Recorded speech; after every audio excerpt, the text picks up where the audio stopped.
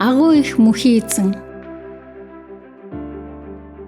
Мөхийн эзэнд шин дууга өргөн барьцгаая. Хорвоо дэлхий бүхлээрээ мөхийн эзэнд дууга өргөхтөн. Мөхийн эзэнд дууга өргөн түүний нэрийг магтахтун. Түүний өгсөн авралын тухай өдөр бүр ярьцгаагтун. Улс орнуудын дунд яруу алдрыг нь тунхаглагтун. Үндэстэн бүхний дунд гайхамшигт үйлсийг нь зарлагтун. Мөхийн эзэн бол агуу их. Хүн төрлөختөн түүнийг магтан дуулбал зохино. Бурхан шүтэн бүхний альнаас нь ч илүүтэйгээр түүнээс лимэн хүндэлж авах хэрэгтэй. Учир нь гэвэл улс үндэстнүүдийн бурхад бол амьгүй хоосон шүтээнүүд юм. Харин мөхийн эзэн өөрөө сансар огторгыг бүтээсэн болоо. Түүний яруу алдар сүр жахлан хүрээлэн байдаг болоо. Оршин буй газарт нь хүч чадал гоо үзэсгэлэн дүүрэн байдаг. Орон бүхний арт түмэн мөхийн эзнийг магтагтун. Яруу алдар хүч чадлыг нь бүгдд зарлан тунхаглагтун. Алдар нэртэн цогцолдсон сүр жахланг нь магтагтун. Ариун сүмд нь ирээд түүнд өргөл өргөн хүндлэгтэн. Мөхийн эзний ариун чанарыг хүндлэгтэн. Гайн дэлхийн өмнө нь дагжин чичрэн хүндлэгтэн. Улс үндэстнүүдийн дунд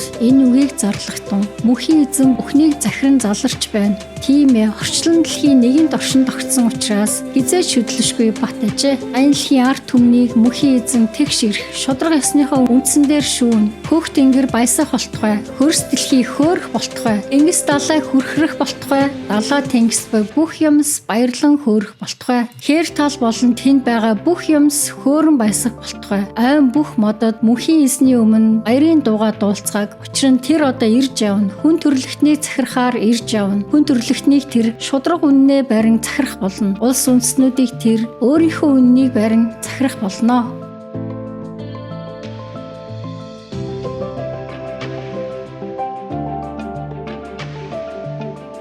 Бүхнийг захирагч мөнхийн эзэн.